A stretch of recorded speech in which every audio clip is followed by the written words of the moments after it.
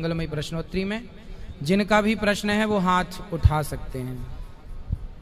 आज कुछ ब्राह्मण देवता जो वेद पाठी ब्राह्मण हैं, सुंदर देखिए हमारे वेद परंपरा कितनी सुंदर है, कितने सस्वर।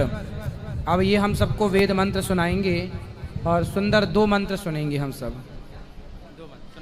हरे ओम समेधाग्निन्दु वस्याता घृतैर्बोधायाता तिथिं आस्मिन् हव्याजुहोताना सुसमिद्धाया शोचिखे घृतन्ते वरञ्जुहोताना अग्नाये जाता वेदासे तन्तुवासामिद्भिरङ्गेरो घृते नवद्धाया मासे बृहच्छोचाजाविष्ठिया हरे ओम। वाह सुंदर। और किसको प्रश्न करना है? जी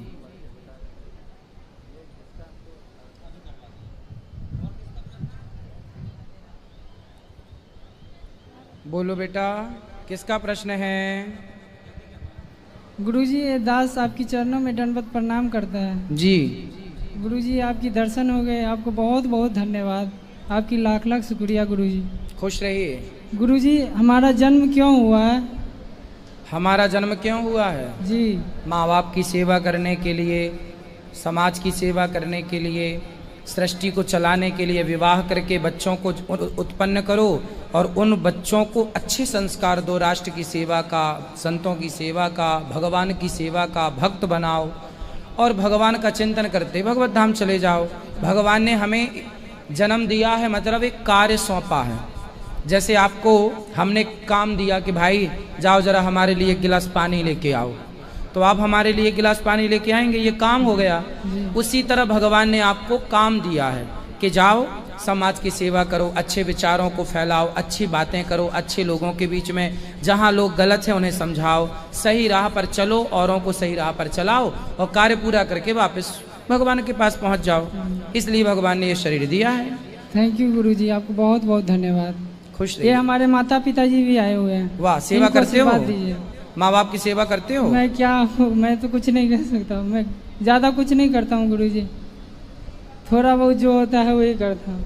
सेवा किया करो बेटा और काम करो, खूब पैसा कमाओ और समाज की सेवा में गुरुजी आशीर्वाद दीजिए, जो थोड़ी बहुत धन आएगा आपको समर्पित करता रहूंगा आपकी चरण। नहीं हमें नहीं, माँ बाप की सेवा में लगाओ, खूब अपना नाम रोशन करो, अपने लिए अपने काम करो, पे बनाए रखना गुरुजी। खुश रहिए। आपकी चरणों में प्रणाम।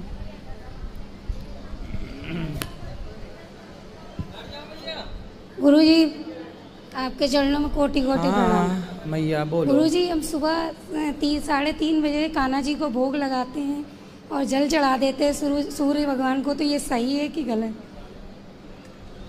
हाँ तो अच्छा है ना, 4 बजे के बाद जल चढ़ा सकते हैं आप। क्योंकि गुरुजी सर्विस पे जाते हैं तो हम निकल जाते हैं। कितने बजे जाती हो? 4:15 निकल जाते हैं। तो 4 बजे चढ़ा दिया करो, 4:15 बजे जाने के पहले।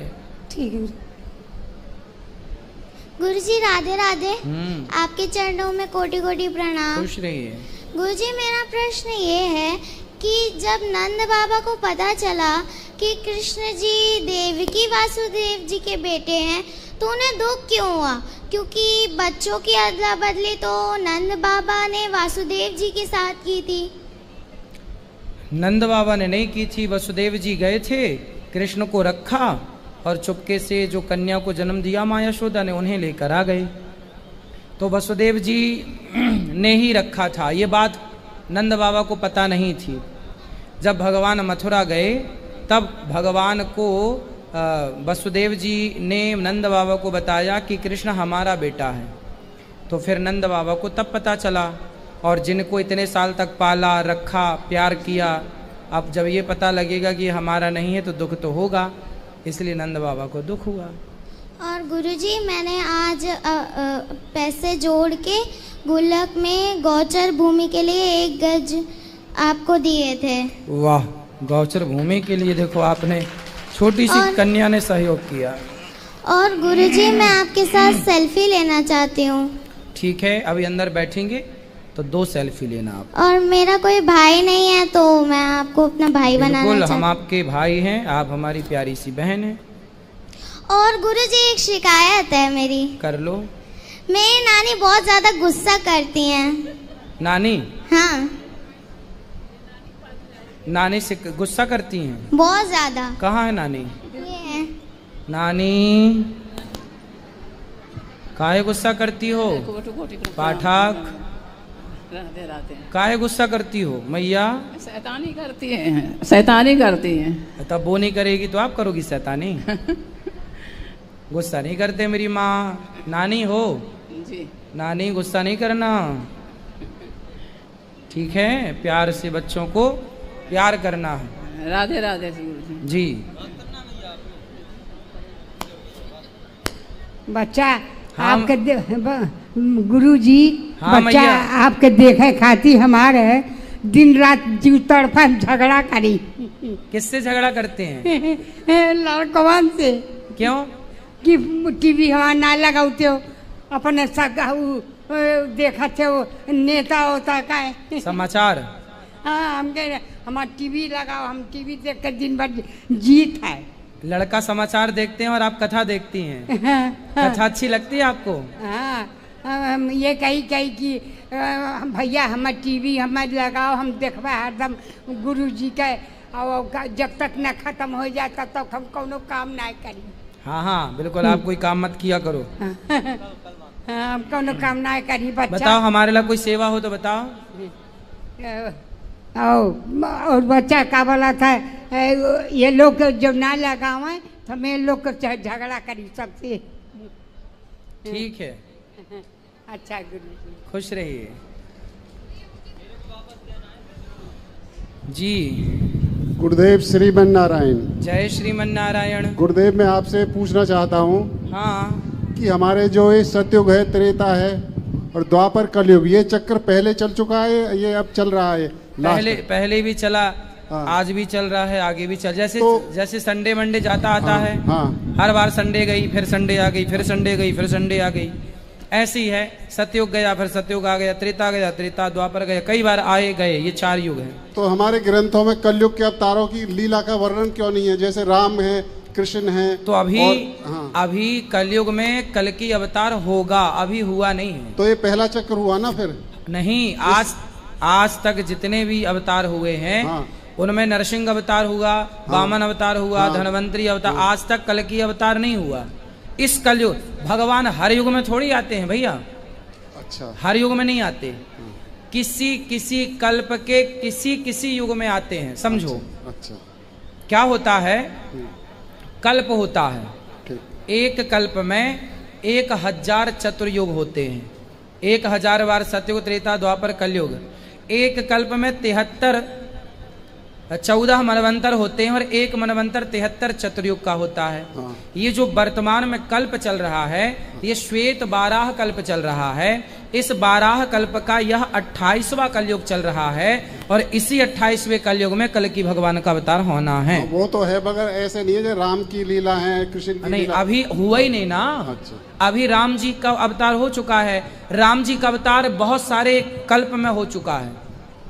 राम जी कई कल्प में आ चुके हैं, लेकिन अभी कल की भगवान एक बार भी नहीं आए।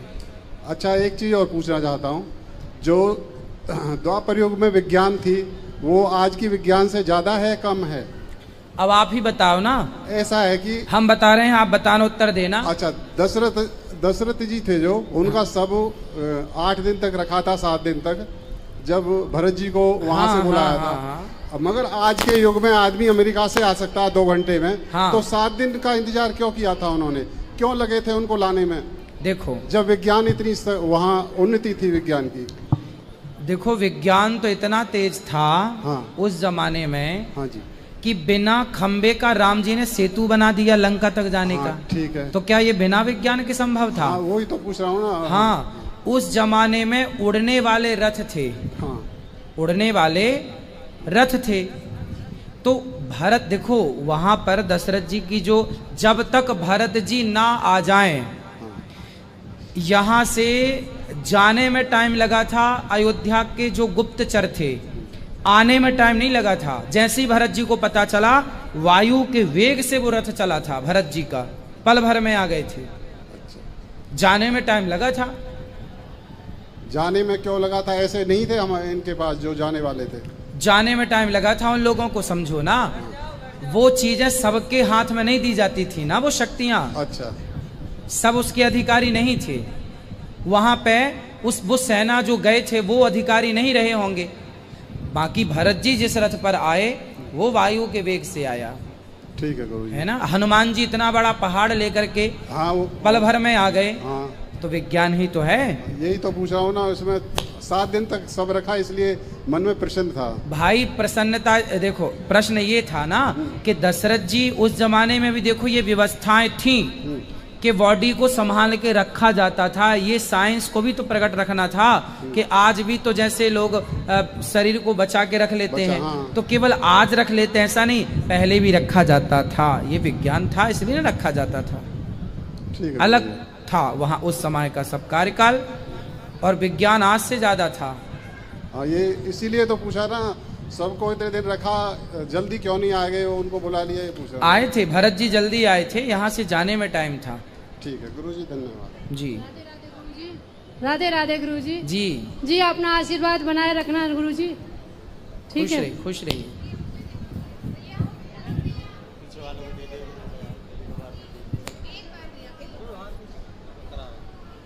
राधे राधे गुरुजी। जी। आज हम 4 धाम की यात्रा पे आए हुए थे। 4 धाम, मेरी माता जी है, वो दिन में 4 बार 10 बार फोन में आपके दर्शन करती है। तो 4 धाम की यात्रा का जो हमारा प्लानिंग था वो तो पूरा कैंसिल हो गया। हम हो गए हताश। फिर मैंने मेरी माँ को दर्शन कराने के लिए मैं आपका दर्शन करने के लिए आई हूँ यहाँ। खुश रहिए। हाँ ठीक। तो 4 धाम की यात्रा कैंसिल क्यों हो गई? हो गई, वहाँ पे मतलब जाम लगा हुआ है। हाँ, वहाँ पे कुछ पत्थर गिरा है सड़क में। गुरुजी, ये मरने से बहुत डरते हैं। मरने से डरते हैं? हाँ। तो आप क्या चाहती हो? इनकी मरने की नहीं आस्था के कारण दर्शन नहीं हुए, लेकिन आपके दर्शन मैंने करा दिए इनको। खुश रहिए। हम आए वृंदावन में कि मेरे महाराज का दर्शन जरूर करना है। खुश रहिए, भगवान सुखी रखे आपको। मैं टीवी पे मैं आपका प्रवचन रोज सुनती हूँ। और कोई मेरे लायक सेवा? और गुरुजी, ये 3 साल से डिप्रेशन में है, तो मैंने इसका उपाय यही बताया कि टीवी है, फोन है और गुरुजी है। तो उससे काफी सुधार आया है। अच्छा, ऐसी हंसते हंसाते रहो तो डिप्रेशन खत्म हो जाएगा। अच्छा गुरुजी, आशीर्वाद बनाए रखना मेरी माता जी पे, पूरे परिवार पे। खुश रहिए। राधे राधे गुरुजी। जी। गुरुजी, मेरा पूछना ये है कि अक्सर सुना है कि कहते हैं कि कोई भी, सीधे शब्दों में कहते हैं कि कोई औलाद या इंसान अपने माता पिताजी का कर्जा नहीं उतार सकता कभी भी। हाँ। ऐसा अक्सर सुना है। हाँ। तो ऐसा कहना ठीक है कि कर्जा नहीं उतार सकता? क्या वो एक एहसान करते हैं या कुछ ऐसा चढ़ाते हैं कि हमें वो कर्जे के रूप में देना होता? तो आप कर्जा उतार सकते हैं तो उतार दीजिए। तो जैसे कि एक परंपरा है कि बच्चे अभी बच्चे हैं, फिर वो माँ बाप बनेंगे, फिर वो ओवर एज में जाएंगे तो दादा दादी बनेंगे। तो एक परंपरा है, तो वो हर समय कर्जा नहीं उतार सकते। ऐसा तो फिर कभी भी मैं अपने माता पिता का कर्जा नहीं उतार सकता, तो हो सकता है कि कभी मैं भी उसी स्थिति में आऊँगा तो मेरे भी बच्चे मेरा कर्जा कभी नहीं उतार सकते। तो मैं ये कहना चाहता हूँ, क्या वास्तव में वो एक कर्जा है या कुछ और है? आप बताओ। आपकी माँ ने आपकी मालिश करी जी, आपका मलमूत्र धोया जी जी, आपको जन्म देने में इतना सारा कष्ट उठाया जी जी, अब उस दर्द का, उस पीड़ा का, उस सेवा का रात रात जाग कर आप रोते रहे तो बैठी रही लेकर। जी जी। उसका आप किस तरह से ऋण चुकाना चाहेंगे बताओ? गुरुजी, उससे पहले यह है कि मेरी माता जी की भी माता रही हैं। हाँ। और पिताजी की भी माता और पिता दोनों। बिल्कुल बिल्कुल, सबके सब माँ बाप। जैसे उन्होंने किया होगा शायद मैं भी वैसा ही करूं। हाँ। तो वो कर्जा उतरेगा या हम जो बोल रहे हैं वो गलत है बोलना? नहीं, आप उतार सकते हैं तो बताओ कैसे उतारेंगे, फिर हम भी उतारेंगे।